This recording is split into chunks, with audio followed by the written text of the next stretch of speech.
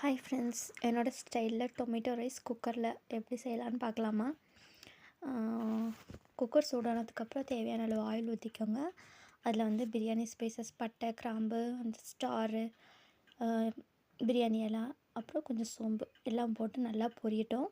பொரிஞ்சதும் 2-3 பச்சை மிளகாய், அப்புறம் அரிஞ்சு வச்சு வெங்காயம் போட்டு நல்லா வதக்கிக்கலாம். வெங்காயம்லாம் ரொம்ப வதங்கணும்னு இல்லைங்க.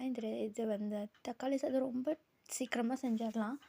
அவசரமாக நம்ம ஏதாவது செய்யணும், டக்குன்னு செய்யணும் அப்படின்னா இதை வந்து நீங்கள் ட்ரை பண்ணி பாருங்கள். ரொம்ப சீக்கிரமாக செஞ்சிடலாம். வெங்காயம்லாம் அவ்வளோ வதங்கணும்னு அவசியமே இல்லைங்க. ஓரளவுக்கு வதங்கினா போதும். வெங்காயம் நல்லா வதங்கிடுச்சு. நான் வந்து பூண்டு தட்டி வச்சுருக்கேன், அரைக்கலை. இடிகல்ல போட்டு தட்டி வச்சுருக்கேன். இஞ்சி போடலை, வெறும் பூண்டு மட்டும்தான். ரொம்ப டேஸ்ட்டாக இருக்கும். நீங்கள் வேணால் ட்ரை பண்ணி பாருங்கள். தட்டி வச்ச பூண்டு ஒரு கைப்பிடி போட்டுக்கலாம். போட்டு அதையும் நல்லா வதக்கி விட்டுக்கலாம். பூண்டு பச்சை வாசனை போகிற வரைக்கும் நல்லா வதக்கிக்கலாங்க. இஞ்சி வந்து போடலை நான். இந்த மாதிரி நீங்கள் ட்ரை பண்ணி பாருங்கள், ரொம்ப நல்லாயிருக்கும். பூண்டு நல்லா வதக்கி விட்டுக்கலாங்க.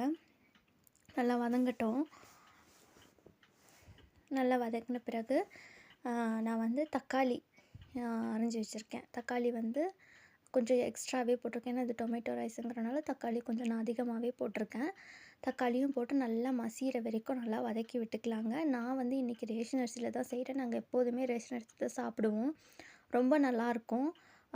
மேபி உங்களுக்கு அதில் ஸ்மெல்லு வருது பிடிக்கல அப்படின்னா நல்லா சுடுதண்ணியில் கொஞ்சம் உப்பு போட்டு நல்லா வாஷ் பண்ணிட்டிங்கன்னா ஸ்மெல் எதுவும் வராது, நல்லாயிருக்குங்க.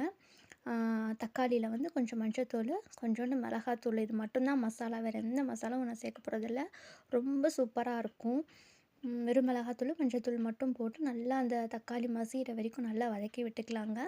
நல்லா தக்காளி வந்து வதங்கட்டும். அப்புறம் ஒரு கைப்பிடி கொத்தமல்லி மட்டும் போட்டிருக்கேன்.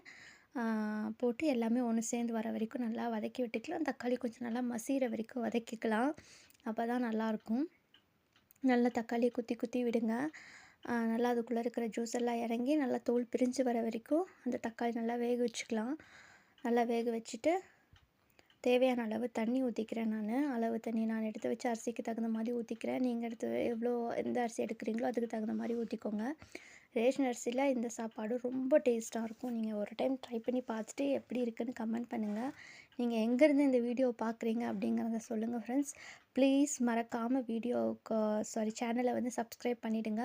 என்னோடய வீடியோவுக்கு லைக் பண்ணுங்கள். உங்களுடைய கருத்துக்களை வந்து கமெண்டில் சொல்லுங்கள். அரிசி தண்ணி ஊற்றுனதும் நான் அரிசி போட்டுக்கிறேன். அரிசி நல்லா தண்ணி வடித்து போட்டுக்கிறேன். போட்டு நல்லா கிளறி விட்டுட்டு தேவையான அளவு உப்பு போட்டு உப்பு காரம் எல்லாம் செக் பண்ணிக்கோங்க. பத்தாத பட்சத்துக்கு நீங்கள் காரம் வேணும்னா கொஞ்சம் மிளகாத்தூள், உப்பு பத்தலைன்னா உப்பு கொஞ்சம் போட்டு அட்ஜஸ்ட் பண்ணிக்கோங்க.